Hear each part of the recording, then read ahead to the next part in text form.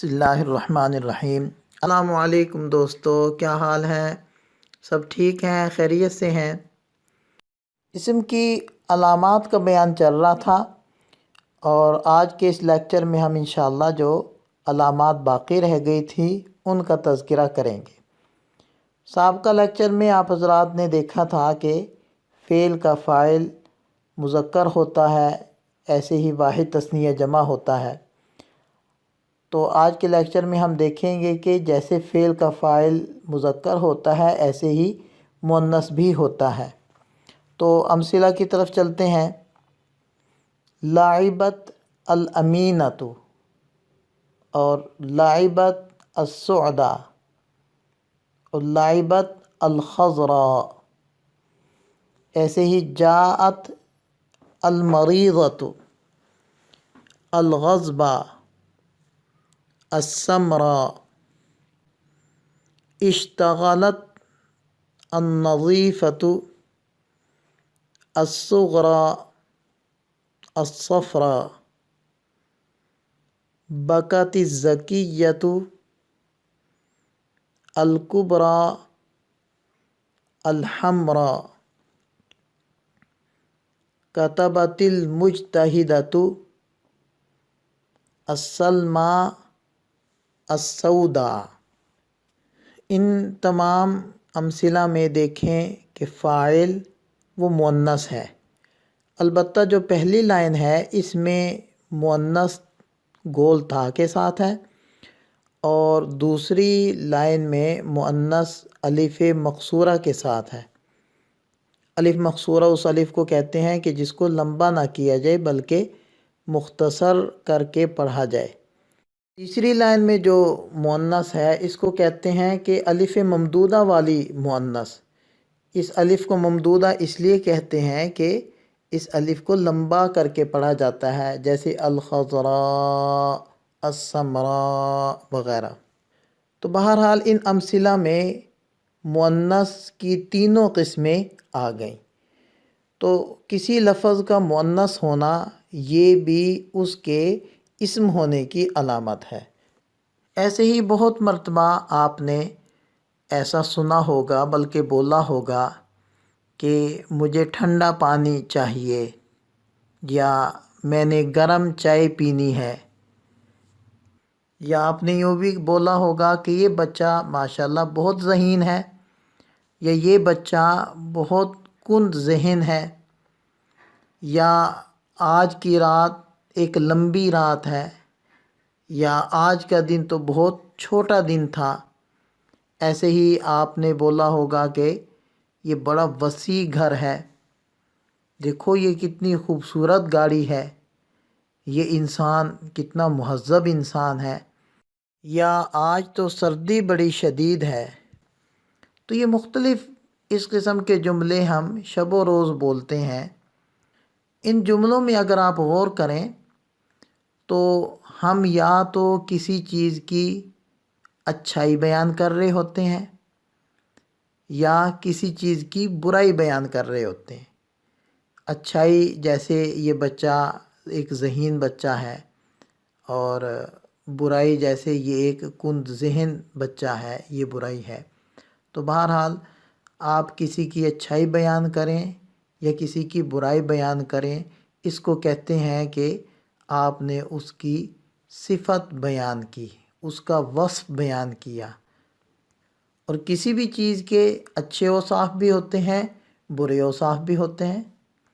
تو جیسے اردو میں ہم بیان کرتے ہیں ایسے ہی عربی میں بھی اوصاف کو بیان کیا جاتا ہے، جیسے ماء بارد، شاء حار، ولد ذکی، ولد غبی، لیل طویل، نہار قصیر، منزل وسیع، سیارۃ جمیلۃ، رجل مہذب،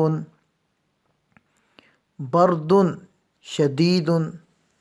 عربی کی ان تمام امثلہ میں جو دوسرے نمبر کا لفظ ہے باردن، حارن، ذکی وغیرہ، یہ ساری صفات ہیں، اور جو پہلے نمبر پر ہیں ماء، شایٌ وغیرہ، یہ وہ الفاظ ہیں کہ جن کی یہ صفات بیان کی گئی ہیں۔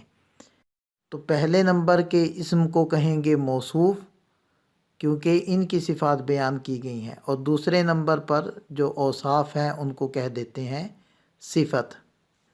بس عربی اور اردو میں فرق تھوڑا سا یہ ہے کہ آپ ساتھ میں ان کے جو ترجمے لکھے ہوئے ہیں تو آپ دیکھیں کہ اس میں صفت والا معنی پہلے ہے، موصوف والا بعد میں ہے، ٹھنڈا پانی، اور عربی میں اس کا برعکس ہے کہ ماء بارد، اس میں موصوف پہلے ہے اور صفت بعد میں ہے۔ بہرحال کسی لفظ کا موصوف ہونا یہ بھی اس کے اسم ہونے کی علامت ہوتی ہے۔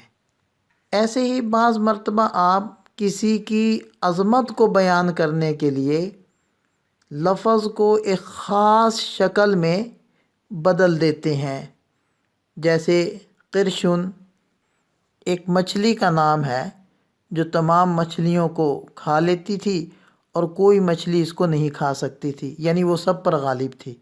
اسی طرح چونکہ عرب کا ایک بڑا قبیلہ تھا جو سب قبیلوں پر سیاسی اعتبار سے غالب تھا اور کوئی قبیلہ اس پر غالب نہیں آ سکتا تھا، تو ان کی اس عظمت کو بیان کرنے کے لیے قرشن کو قریشن کی شکل میں بدل دیا۔ بعض مرتبہ کسی کی حقارت اور گھٹیا پن کو ظاہر کرنے کے لیے بھی لفظ کو اس شکل میں بدل دیتے ہیں، جیسے رجل، اس کا معنی مرد، اور رجیل ایک حقیر مرد۔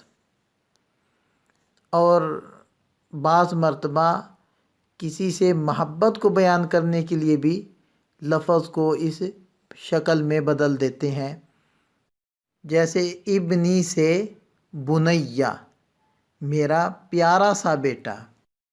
ایسے ہی نہر سے نہیر، قفل سے قفیل، ذئب سے ذؤیب، دب سے دبیب، اور ولد سے ولید۔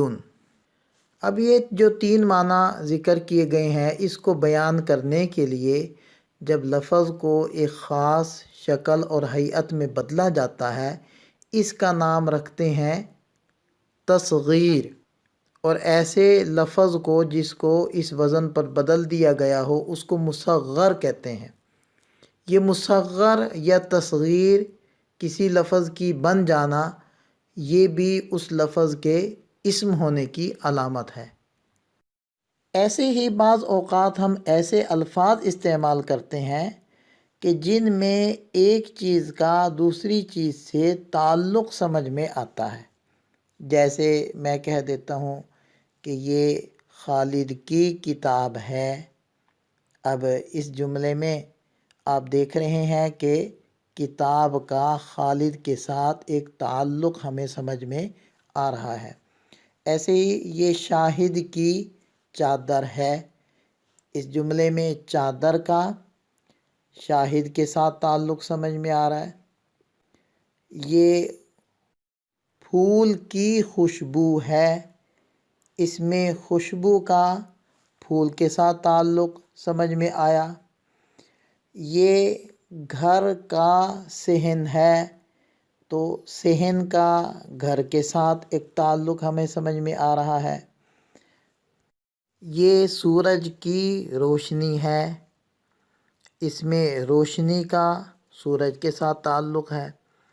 یہ اونٹ کی گردن ہے، اس میں گردن کا اونٹ کے ساتھ تعلق ہے۔ یہ مور کا پنکھ ہے، اس میں پنکھ کا مور کے ساتھ تعلق سمجھ میں آ رہا ہے۔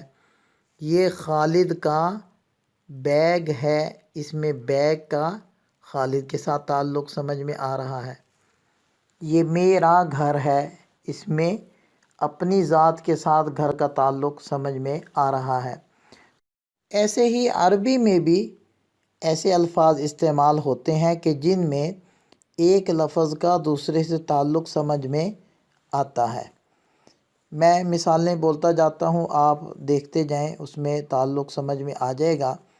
جیسے نور الشمسی، عنق الجملی، ریش الطاووسی، بکاء الطفلی، آثار الاقدامی، رائحۃ الوردی، حقیبۃ خالد، سائق السیارتی، فناء الداری، حامل العلم، قائد الجیش، غلاف الکتابی۔ ان تمام امثلہ میں ایک چیز کا دوسرے سے تعلق بالکل واضح ہے۔ اس تعلق کو اضافت کہتے ہیں، اور جس چیز کا تعلق ہمیں دوسرے کے ساتھ سمجھ میں آ رہا ہے اس چیز کو مضاف کہیں گے، اور دوسری چیز کو کہیں گے مضاف الیہ۔ لہٰذا پہلی مثال میں نور کا تعلق الشمس سے ہے، لہذا نور مضاف ہے، الشمس مضاف الیہ ہے۔ دوسری مثال میں عنق کا تعلق جمل سے ہے، عنق مضاف ہے، جمل مضاف الیہ ہے۔ ایسے ہی ریش کا تعلق طاؤس سے ہے، لہذا ریش بنا مضاف اور طاؤس بنا مضاف الیہ۔ بکا کا تعلق طفل سے ہے، بکا بنا مضاف، طفل بنا مضاف الیہ۔ ایسے ہی آثار کا تعلق اقدام سے ہے، لہذا آثار بنا مضاف، اقدام بنا مضاف الیہ۔ رائحہ کا تعلق الورد سے ہے، رائحہ بنا مضاف اور ورد بنا مضاف الیہ۔ حقیبہ کا تعلق خالد سے ہے تو حقیبہ بنا مضاف، خالد بنا مضاف الیہ۔ سائق کا تعلق السیارہ سے ہے، سائق مضاف اور سیارہ مضاف الیہ۔ ایسے ہی فنا مضاف، الدار مضاف الیہ۔ حامل مضاف، العلم مضاف الیہ۔ قائد مضاف، الجیش مضاف الیہ، اور غلاف مضاف اور الکتاب مضاف الیہ۔ دوسرا، آپ عربی اور اردو میں غور کریں تو اردو میں مضاف الیہ پہلے ہے اور مضاف بعد میں ہے۔ دیکھیں، نور الشمس کا ترجمہ کیا ہے؟ سورج کی روشنی۔ تو سورج یہ مضاف الیہ ہے عربی میں، اور روشنی مضاف ہے، تو اردو میں مضاف الیہ پہلے آتا ہے، مضاف بعد میں، اور عربی میں مضاف پہلے آتا ہے اور مضاف الیہ بعد میں۔ دوسرا، ان تمام امثلہ میں غور کرنے سے یہ بھی سمجھ میں آ رہا ہے کہ کا کی کے یہ استعمال ہو رہا ہے، تو یہ کا کی کے کا استعمال ہونا یہ بھی مضاف الیہ ہونے کی علامت ہوتی ہے۔ بہرحال کسی لفظ کا مضاف ہونا یہ اس کے اسم ہونے کی علامت ہے۔ اللہ تعالیٰ کی مدد اور توفیق سے اسم کی علامات کا بیان مکمل ہوا۔ نئے لیکچر میں انشاءاللہ فعل اور حرف کی علامات کی طرف ہم جائیں گے۔ اللہ تعالیٰ ہم سب کا حامی و ناصر ہو۔ دعاؤں میں یاد رکھیے گا۔ السلام علیکم۔